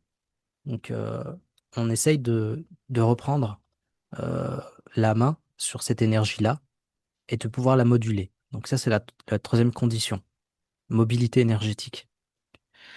La quatrième condition, c'est l'intention. Il faut que tu sois dans un certain état. Il faut que tu aies un objectif clair par rapport à la sortie hors du corps et un objectif qui soit tourné vers ta propre évolution ou l'évolution de l'humain, par exemple. Ça peut être, j'ai envie d'explorer j'ai envie de quelque chose un exemple que je pourrais te donner, par exemple, j'ai envie d'explorer une dimension intérieure que je ne connais pas, ou j'ai envie de rencontrer, hmm, c'est complètement légitime. J'ai envie de rencontrer mes guides, des choses comme ça. Et à contrario, une mauvaise intention, une intention qui porte pas ses fruits, ce serait j'ai envie de visiter, je sais pas, les extraterrestres du coin, parce que nanani, nanana, tu sais, de compliquer un peu les trucs comme ça. Il faut que ce soit simple et tourné vers l'évolution. Ça peut être, j'ai envie de visiter les pyramides d'Égypte, parce que c'est un lieu qui te porte, etc., qui a de l'émotion. Et ça, c'est l'intention. Donc, savoir projeter une intention. Et ça, c'est un peu les conditions pour réussir à faire une sortie hors du corps. À côté de ça, du coup, il y a des routines à mettre en place. Ces routines-là, elles vont venir travailler ces conditions. Une personne qui sait pas se relaxer, faut qu'elle sache se relaxer. Donc, faut l'aider avec moi, j'utilise des exercices respiratoires la plupart du temps. Une personne qui sait pas calmer son mental et qui est toujours en rumination, pareil, j'utilise des exercices de respiration euh, pour, euh, pour être calme en fait au niveau de mon mental. Moi, je respire à peu près 6 à 7 fois par minute Et c'est pour ça que je suis plutôt zen en fait en général, quoi. Il y en a, ça va être 10-12 ou plus, tu vois. Et là, il y a l'état de stress qui est latent. Ils sont toujours dans l'action, quelque part. Donc, c'est en ça que je forme mes élèves par rapport à la sortie du corps. La mobilité énergétique, il y a plein de méthodes, mais ce qu'on fait concrètement et rationnellement, si je puis dire, c'est qu'on fait un remapping du corps physique. Un remapping. On cartographie notre corps physique au niveau des sensations et des perceptions. Euh, dans la vie quotidienne, les sensations que tu peux avoir de ton corps vont se limiter aux mains, aux pieds, à la tête. Le reste, ça n'existe pas. Là, tu bouges les Ouais, jambes, comme ok, ça n'existe pas. la carte là, ouais, je connais cette carte. L'homonculus, Mm. Mm. avec les exercices de mobilité énergétique, en réalité, ce qu'on fait, c'est qu'on recartographie notre corps physique et on reprend, c'est pour ça qu'il y a une approche somatique, on reprend conscience de notre corps, partout, en faisant circuler cette énergie, parce que l'énergie, elle doit être corrélée à une sensation, à une perception. Et donc, on devient de plus en plus sensible. Et ça, tu le fais par la conscience, en amenant ton attention dans les différentes parties du corps. Comment tu fais ça, ce remapping? Il y a plein de techniques. Ça peut être un scan corporel. Ça peut être ça peut être avec le vélo, le New, parce que eux, ils utilisent ça aussi. Ça peut être avec le flux que j'ai mis en place. Ça peut être avec le tai chi. Ça peut être avec les Ah oui, mouvements donc ça peut être du avec le Tao. mouvement en fait. Ça peut Ah oui, vraiment être oui, avec le mouvement. Ouais, ouais, ok. C'est pas juste on bouge pas et on envoie notre conscience. C'est par le mouvement du corps aussi qu'on va sentir. ça peut. Mm. Il y a les deux. Il y a les deux et après, ça dépend des gens, quoi. Donc, ensuite, il faut connaître son sommeil. Il faut savoir à quelle heure on se couche, combien de temps, est-ce qu'on a des réveils nocturnes et à quelle heure on se réveille, est-ce qu'on est plutôt en forme, etc. Donc ça veut dire qu'il faut être toujours, je dirais, régulier, essayer d'être régulier. Par exemple, toujours se coucher à peu près à la même heure, se réveiller à peu près à la même heure.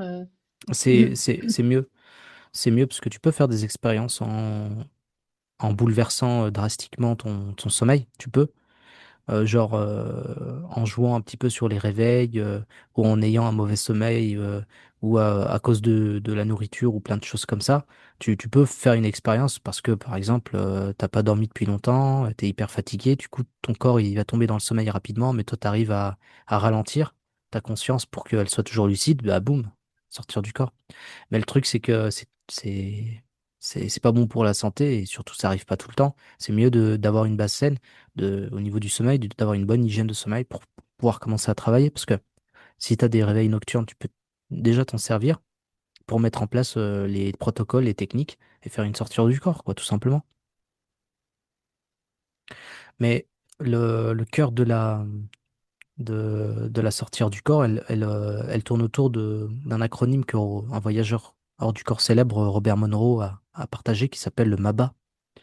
C'est Mind Awake, Body Asleep, c'est-à-dire esprit lucide et corps complètement endormi. Et dans MABA, en fait, il y a tout. Il y a le concept où, ouais, il y a le concept comme quoi nous ne sommes pas notre corps physique. Donc on laisse le corps physique s'endormir, mais nous, on n'est pas endormi parce qu'on n'est pas notre corps physique. C'est juste un véhicule. Certes, il est l'extension de notre conscience, mais on est bien plus que ça. On est plus que notre corps. Et on n'est surtout pas notre corps à 100%. C'est comme si tu disais que tu étais ta voiture, alors que tu peux changer de voiture, et c'est dommage. Du coup, typiquement, on ralentit l'activité de notre corps physique. Ça passe par le souffle. On respire de façon plus silencieuse. Les battements cardiaques ralentissent. L'activité cérébrale aussi. Donc ça, c'est des indices. Et ce faisant, le corps, lui, il va commencer à partir dans un sommeil profond. Et à ce moment-là, nous, on appelle ça la stase. Le corps, il part en stase. Et nous, on reste lucide. Et en restant lucide, on crée cette espèce de bug qui fait que le cerveau comprend pas. Et nous, on peut en profiter pour faire cette expérience mystique, quoi, de sortir du corps. Et l'état vibratoire dont tu parlais, en fait, je l'ai vécu une fois et j'étais pas prête. J'ai dit non, non, j'ai peur, pas maintenant. Mais j'avais rien fait de particulier pour le produire, en fait. C'est, je me souviens du contexte, mais c'était pas, j'avais pas fait d'exercice particulier, voilà. Ouais. Mais du coup, on peut le produire à volonté, cet état vibratoire? Oui, on peut. Ça reste difficile selon les personnes, on peut. Mais surtout, c'est pas forcément une, c'est pas une phase obligatoire qui permet de faire la sortie du corps. C'est juste que dans les phénomènes, dans ce qui est décrit, il y a beaucoup d'états vibratoires. Donc, la question qu'on se pose, c'est est-ce que c'est une phase qui est obligatoire, qui est importante, qui est naturelle ou pas? Parce qu'on a aussi des expériences où Hmm. on passe pas par la phase vibratoire. Mais on se rend compte aussi que on n'est pas forcément lucide à 100% tout le temps. On peut avoir des petites coupures de quelques millisecondes. Et il se peut très bien que durant le protocole que tu mets en place pour faire ta sortie du corps, tu bascules d'un point A à un point C sans passer par B, c'est-à-dire la vibration. Hmm. Et tu peux te retrouver genre déjà décorporé. Il y a pas mal de cas, il y a plusieurs scénarios qui existent et on se pose toujours la question de l'état vibratoire, du coup. Et l'état vibratoire peut arriver de façon complètement spontanée, mais il y aura toujours des causes. Ça peut être une promenade dans la nature, dans la forêt. Ça, voilà, il y a un truc qui s'est passé là-bas. Tu t'es connecté à la nature, tu te sens bien et tu baisses un peu tes défenses entre guillemets, au niveau du mental. Et ça peut venir comme ça, quoi. Ça prévient pas. Quelquefois, ça peut être provoqué même par autre chose que toi. D'ailleurs, il y avait, à propos de provoquer, il y avait une question d'un ami, c'est est-ce que certaines plantes peuvent favoriser les sorties de corps? Pas forcément. Enfin, tout dépend. Bon, dans les plantes psychédéliques ou les plantes classiques. Alors, je lui ai demandé s'il parlait par exemple de l'ayahuasca en particulier ou Ah, autre. Il m'a dit les pas psychédéliques. forcément. Il parle vraiment des plantes. Est-ce qu'il y a Ah, en des plantes général. qui peuvent favoriser? Ouais, en général. Mm. Oh, bah, comme tout, ce sont des technologies de la conscience qui existent depuis longtemps. Et bah, s'il y a une plante pour favoriser, bah, il y a la camomille déjà, pour Ouais, se pour relaxer relaxer et puis faire. finalement. Ouais. Ouais, c'est ça, je dirais ça pour les plantes classiques. Et après, pour les psychédéliques, pas vraiment. Pas vraiment. C'est pas le même type d'expérience. C'est un autre accès au réel. Il y a, mais non, c'est beaucoup trop différent. Mm. C'est, pour le coup, j'ai essayé les deux et pas qu'une fois.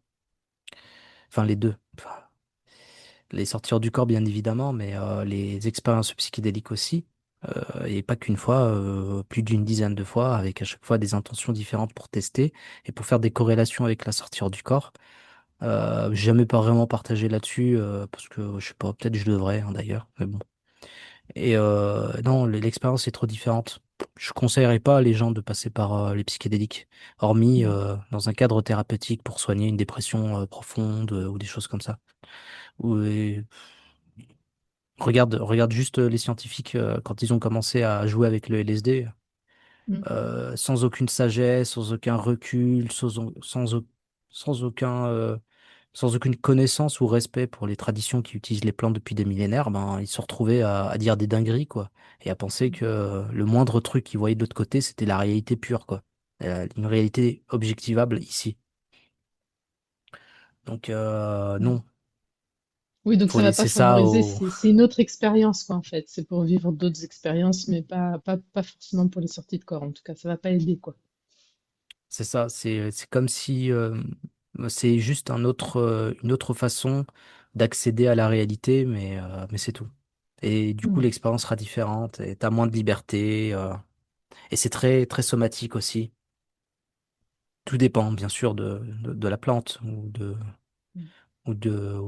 la molécule. Mm. Super. Et est-ce que tu as observé des profils de personnes qui accèdent plus facilement aux états dissociés? Alors peut-être que déjà tu as répondu un peu quand tu disais voilà, faut arriver à se détendre aussi bien mentalement que physiquement. Donc on peut imaginer que les personnes qui arrivent à gérer mieux leur stress, à se détendre physiquement, du coup accèdent plus facilement alors.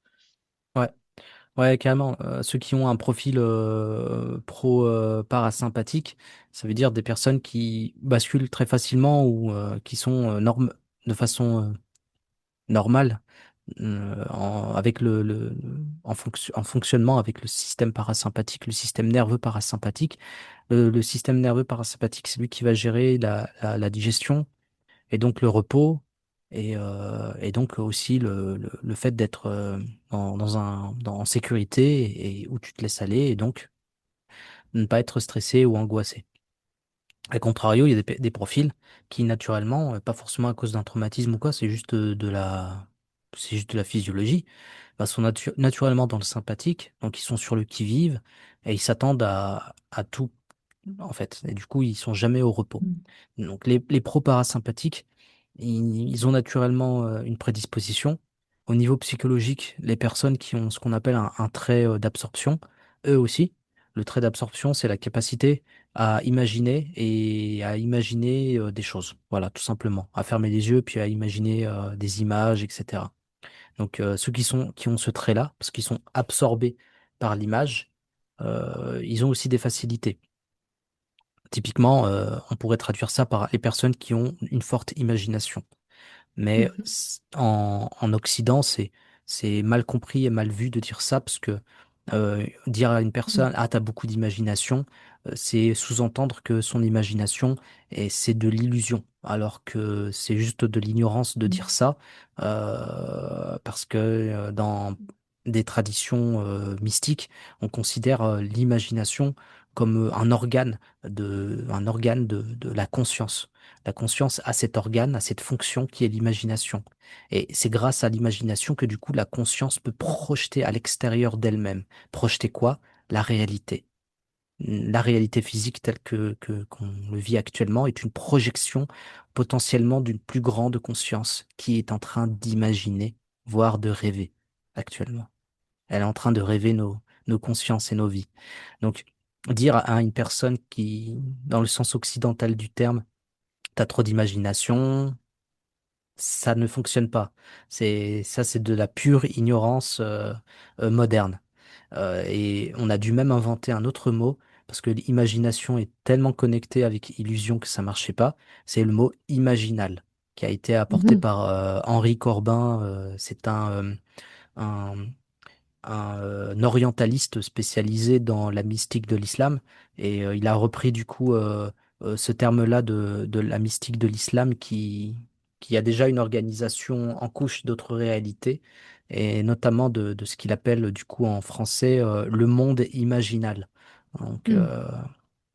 Très imaginalis intéressant. mundi.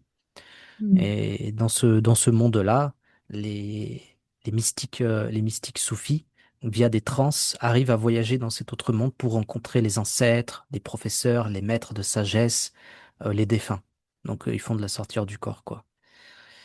Et ça existe depuis longtemps, et c'est juste de l'ignorance, déguisée en arrogance, Mm. de dire ça. Donc, je fais tout ça parce que quand on parle de trait d'absorption, du coup, les gens pourraient faire pas les auditeurs, mais le commun pourrait Oui, bien sûr. Ouais. faire le court-circuit et dire que l'imagination, c'est du coup dans la tête. Et bah oui, Mm. bien sûr que c'est dans la tête. La réalité est dans la tête. C'est intéressant ce que tu dis parce que souvent c'est ce que j'explique aussi à mes élèves quand je leur explique que finalement quand on fait du contact défunt ou de la lecture psychique, en fait c'est un peu comme si on utilise les mêmes canaux que l'imagination et ça se produit de la même façon dans notre écran psychique, dans notre écran mental en fait. Et donc du coup c'est intéressant ce terme-là, je vais creuser ça parce que Ouais, effectivement ça permet de nuancer et de mettre quelque chose de plus précis sur ce phénomène finalement de... Ok. Et, et du coup, les blocages, finalement, tu y as répondu un petit peu aussi quand tu dis les personnes qui ont tendance à être un peu sur le qui-vive, à se méfier, à pas se sentir en sécurité. Eux, c'est peut-être les personnes qui auraient le plus de mal, du coup, à faire des sorties de corps, quoi. ouais, ouais, complètement. Ils peuvent en faire, mais accidentellement, tu vois, une fois dans leur vie ou voire zéro. Mm. Les conditions qui sont expliquées, c'est comme si tu augmentais un espèce de ratio de chance qui te permet de faire des sorties du corps. Donc forcément, ils tombent jamais à zéro, même si t'as aucune condition. Mais tu auras moins de chances d'en faire qu'une Moins de personne chance. Ouais. qui réunit les conditions. Donc ces personnes-là, qu'est-ce que tu pourrais leur conseiller du coup? Parce que j'imagine que rien n'est jamais gravé dans le marbre et ils peuvent tout à fait modifier finalement. Parce que tu parlais du parasympathique. Moi, je sais qu'en yoga, moi, je suis enseignante de yoga à l'origine, et on le travaille en fait, le parasympathique. Hmm. Donc du coup, oui, Bah, c'est quelque chose auquel ils peuvent accéder. ouais, Mais il va falloir qu'ils travaillent sur tout ça autour, avant même peut-être d'essayer les sorties de corps. c'est tout, tout mon enseignement pour la sortie hors du corps tourne que autour de ça. On utilise le souffle, des techniques, des postures respiratoires modernes, des postures respiratoires de pranayama, et, mais aussi des techniques de libération somatique. Où j'étais formé au NeuroWave et puis j'ai introduit ça avec des respirations pour créer pranagénèse. Et le but, c'est ça, c'est de libérer en fait un petit peu les gens qui seraient dans le sympathique très très très très facilement, ou trop facilement, ou qui sont piégés dedans, ou qui sont coincés, parce que la vie, tout simplement, hein, ça arrive, c'est comme ça. Hmm. Par exemple, bien avant mes sorties hors du corps. Si j'avais vécu des drames, je serais, j'aurais pas eu le parcours, et puis je serais coincé dans le sympathique peut-être encore, je suis en train de process et j'aurais rien vécu. Donc, effectivement, on peut faire basculer ça rien qu'avec le souffle, avec la respiration. Il y a Hmm. plein de techniques, il y a la respiration physiologique, il y a plein de choses. Et c'est ce qu'on travaille effectivement à libérer le système nerveux des tensions, affiner les perceptions et le rendre plus robuste pour supporter l'intensité de ce genre d'expérience. Tout tourne autour de ça. Hmm. Donc, une personne qui, dans ce cas-là, oui, complètement. L'autre type de personnes qui pourraient pas y arriver, ce sont les personnes qui sont fermées d'esprit, quoi, de base, et qui sont néophobes, que- Hmm. qui ont Qui peur n'y de la croient pas du tout, nouveauté, quoi. Ouais. qui ont peur Hmm. de la nouveauté en général, Hmm. là, c'est difficile, c'est un autre travail, je suis pas formé pour ça. Ouais. Bon, ils viendraient peut-être pas te voir, de toute façon, ces gens-là, finalement. Ils peuvent, des fois, ils peuvent. Ah oui, Hmm. par curiosité. Non, parce enfin, des fois, ils sont dans un délire Ok. et ils pensent que quelque chose, ils projettent quelque chose sur la sortie hors du corps qui n'est pas vrai, quoi. Et du coup, ça peut arriver, quoi. Ok. C'est rare. Euh, une question aussi d'une amie encore, d'une auditrice. Que recommandes-tu concrètement pour rester conscient sans créer de tension, de contrôle ou d'effort excessif? Parce que c'est vrai que tout à l'heure, tu nous expliquais, il faut que le corps soit endormi, mais que la conscience reste éveillée. Alors, comment tu fais ça pour garder ta conscience éveillée? Moi, je me mets au lit, j'attends. Donc, déjà, juste ça. Tu peux le faire au coucher. Et le faire au coucher, c'est bien parce qu'au coucher, tu as tendance à t'endormir très rapidement. Donc, c'est dur. Et si c'est dur de le faire, tu as plus de possibilités de t'entraîner et de muscler un petit peu cette lucidité. Et après, tu vas gratter des secondes et après des minutes avant de t'endormir. Donc, c'est pas, hop, tu claques des doigts et tu arrives à être lucide pendant que ton corps est en train de dormir. Ça arrive pas comme ça. Il faut s'entraîner avant. Et en plus, c'est quelque chose d'assez plastique. C'est-à-dire que si on arrête l'entraînement ou qu'on n'a plus l'habitude de le faire, ça revient comme avant. Donc, il Hmm. faut installer cette routine de juste observer son corps s'endormir en étant un observateur. Il y a plein de petites techniques comme compter à l'envers, des techniques un peu plus corporelles comme la focalisation des yeux en arrière. C'est même une technique de sortir du corps en tant que tel. Donc de focaliser son attention au niveau du troisième œil, sans que ce soit le troisième œil, hein, mais juste on Mhm. focalise ici. Légèrement, on tourne notre regard légèrement en hauteur, légèrement sans que ça peut créer au début une espèce de tension au niveau des muscles oculaires, mais faut gérer, faut doser, hein, faut pas non plus euh, envoyer les Aller yeux trop derrière loin. le Ouais. crâne. Et le fait de focaliser sur un point particulier, ça te fait oublier le reste. Et le reste, lui, il est en train de faire sa vie sans toi, il est en train de s'endormir petit à petit et de désactiver et de baisser l'activité physiologique. Donc je dirais ça, cette méthode-là, elle est même parfaite. Hmm. Focalisation des yeux en arrière, ouais. Ok. Ok. Euh, Du coup, peut-être que c'est le moment de nous partager la technique que tu voulais partager avec les auditeurs. Ouais, c'est parti. Ça s'appelle la respiration des réflexives. Ça vient d'Inde, le nom est moderne. Je crois que c'est Dan Brûlé qui en a parlé en ces termes. Donc c'est un célèbre respirant. Et à l'époque, il l'avait reçu d'un gourou indien qui lui avait vendu cette technique comme étant ouais, un truc hyper mystique, faut le partager de maître à apprenti, tout ça.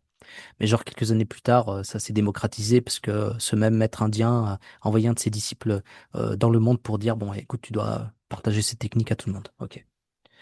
Le but de la respiration déréflexive, c'est de décorréler son attention respiratoire et du coup de son corps et de séparer du coup un petit peu le moi et le corps physique en termes de sensation, de perception, pas une décorporation sortir du corps. Et comment on le pratique tout simplement? Déjà, on se met à l'aise et on prend quelques respirations pour ralentir un peu, déjà commencer à ralentir. Donc c'est trois grandes inspires et expires. Toujours l'expire est plus longue que l'inspire. Donc du 4-6, du 4-8. Donc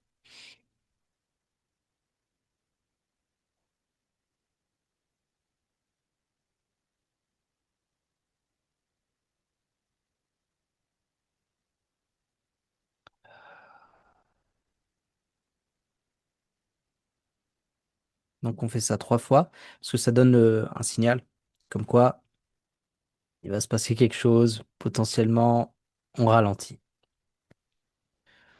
Ensuite, on respire normalement, on cherche pas à mettre de la tension ou à mettre une technique respiratoire particulière. On laisse la respiration normale.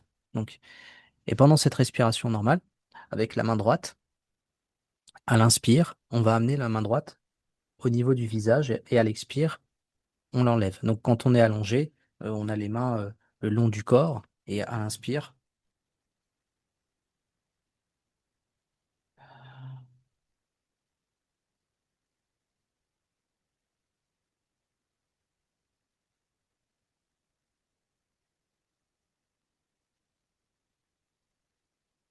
on fait ce mouvement-là en fait. Et on essaye plus de ressentir ce qui peut se passer. La main, tu vas la sentir devant ton visage. Bon, champ électromagnétique, chaleur, etc. Donc tu la sens et tu te concentres sur cette sensation-là. Donc à l'inspire, on amène la main devant le visage. À l'expire, on l'enlève. Donc on synchronise la respiration avec le mouvement de la main droite. Donc ça, c'est dans un premier temps.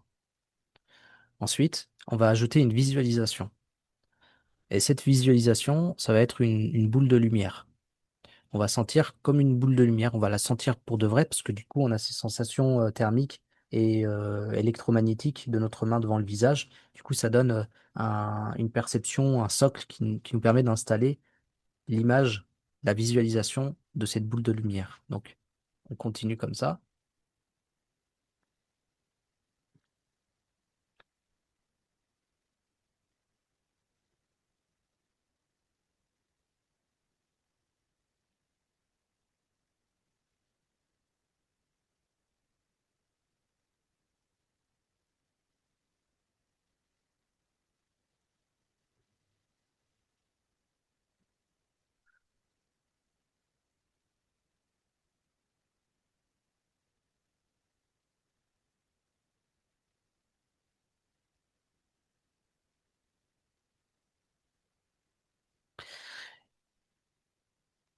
Pardon, là, j'ai tendance à partir Tu trop t'en vite. allais?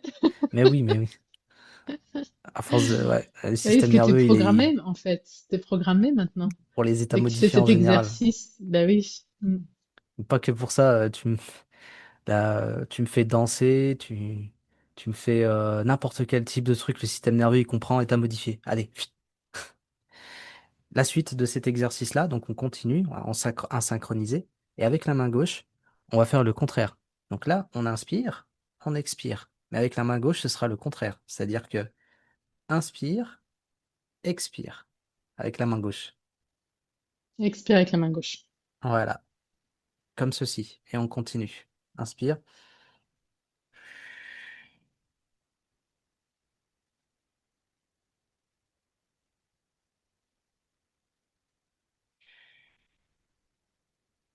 toujours avec la visualisation de la lumière, mais du coup pour les deux mains.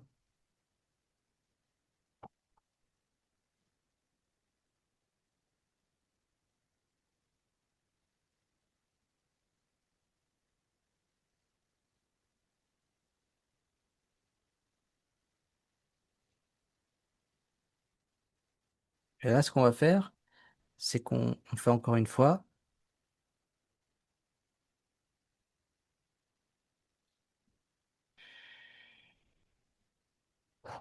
Et maintenant, on arrête de bouger la main droite. On bouge que la main gauche et on continue comme ça. La main gauche, elle se met devant le visage à l'expire.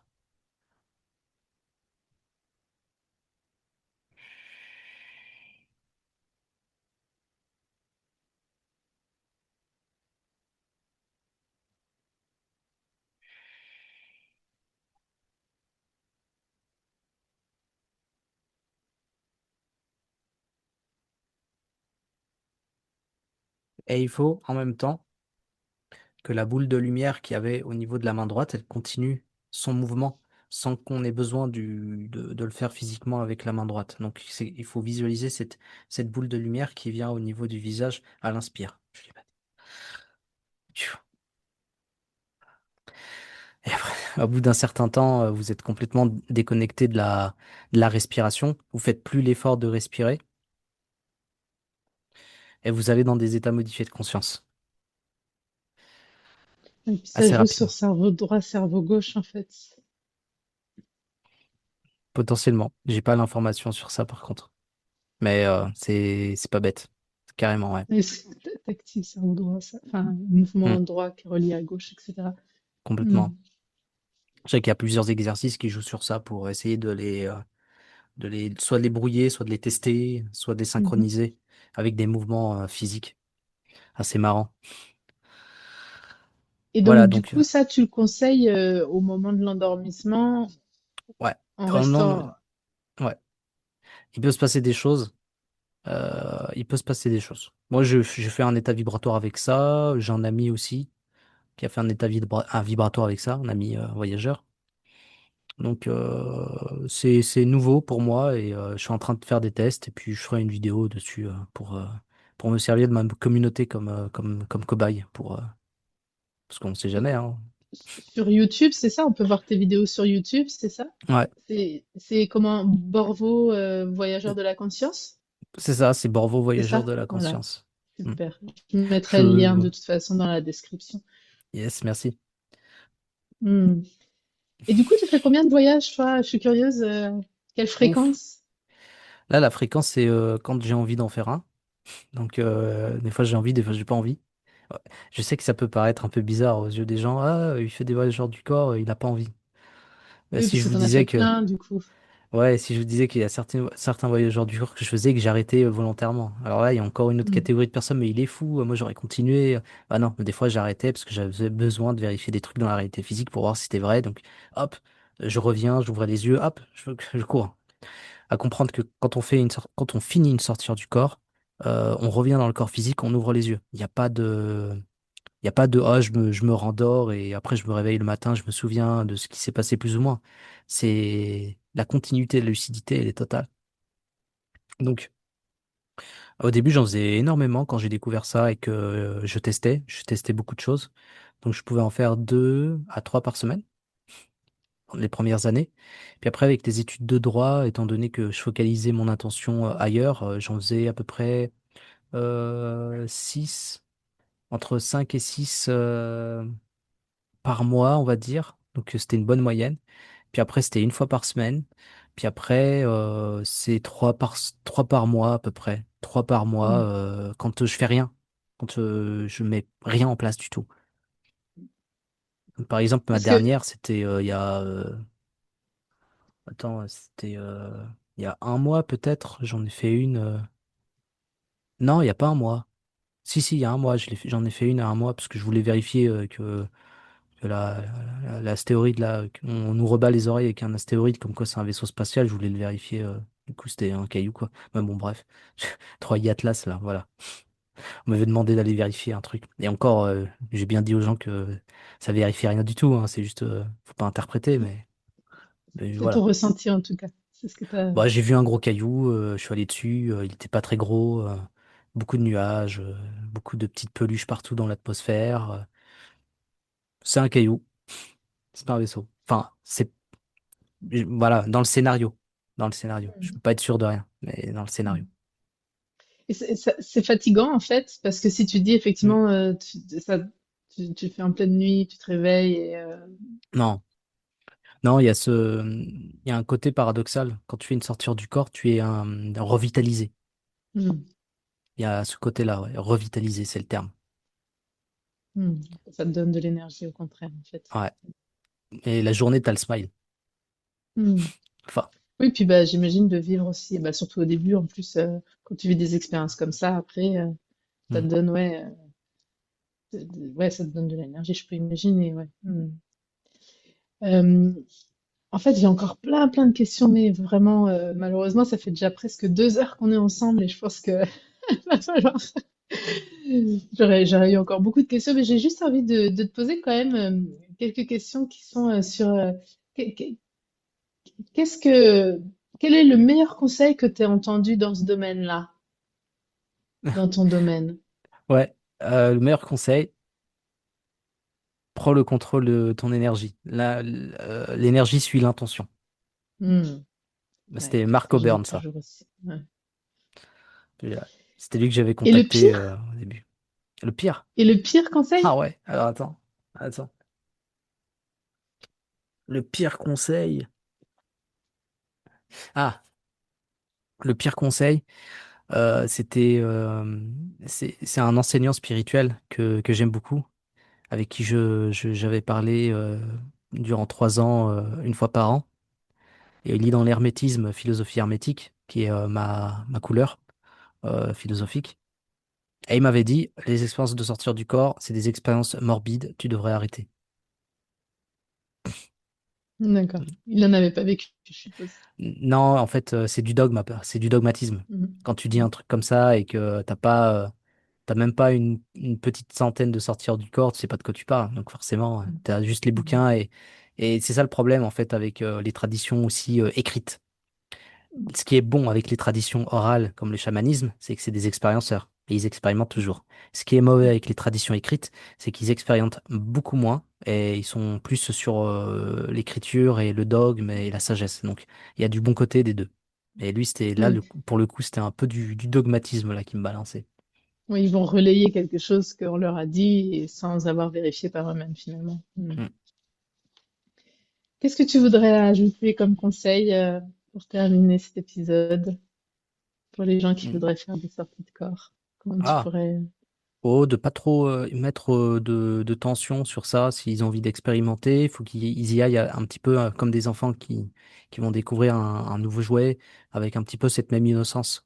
Et de pas trop se prendre la tête sur les techniques et que si ça fonctionne pas tout de suite, ben c'est normal, c'est un apprentissage, ça prend du temps et qu'il y aura toujours des petits résultats au début qui viennent vous soutenir et vous dire que vous touchez du doigt quelque chose et que vous n'êtes pas obligé non plus de faire des sorties du corps pour être sage, être humain et vivre pleinement votre vie de façon heureuse, quoi. Ce qui, ce qui est logique, j'ai pas besoin de le dire, mais des fois, il faut le dire parce que il y en a, ils sont omnubilés en fait par ça et ils pensent que c'est la clé à beaucoup de choses. Ça peut même être un frein, je suppose, quand tu es trop dans la volonté. Enfin, moi, je le vois quand j'accompagne mes élèves, s'ils sont trop dans la volonté. Et j'aime bien ce que tu dis, c'est exactement ce que je leur dis. Amusez-vous comme des enfants, faites-le comme un jeu, parce que cette légèreté-là va justement permettre d'ouvrir en fait les canaux et d'accéder plus facilement à ces états dont on a besoin pour Mm, faire ces expériences-là, quoi. complètement. Ouais. Super! Quelque chose à ajouter? Euh... Ouais, peace. Voilà. C'est un bon mot de la fin, ça. Bah écoute, merci beaucoup, Borvo, C'est moi. pour Merci toutes beaucoup. tes expériences partagées. C'est passionnant. Il aurait fallu 4 heures en vrai, je me rends compte, pour tellement il Ouais, y tu en sais, aurait à même 4 heures. raconter. 4 heures, ça suffit pas, hein. Tu sais, on a fait un live avec Marc, Ah, on a parlé de sortir du corps pendant 9 heures. En live, hein. waouh! Un marathon, un marathon. À la fin, j'en avais marre, moi. J'étais en calbute devant mon écran, je disais au gars, bon, bah, je vais aux toilettes, je m'en fous, quoi. Et je vais me faire un café Eh et ben, continuer à 9 heures, parler, oui, hein. t'as pas le choix. T'as pas trop le choix. J'en avais marre. Et Marc, non, non, mais je Waouh. peux rester encore, j'ai des choses à dire, hein. Ouais, ouais, ok. Ouais, c'est passionnant, c'est passionnant. Merci, merci, merci, encore une fois. Et C'est moi, merci ben à toi. écoute, j'espère à une prochaine fois. Avec plaisir. Euh, et du coup, ce que je vais juste rappeler, c'est vous pouvez retrouver les informations du coup sur le site voyageur-conscience.com slash commencer-ici. Je vous mettrai de toute façon le lien sous l'épisode. Et puis la chaîne YouTube Voyageurs de la Conscience, donc Borvo Voyageurs de la Conscience.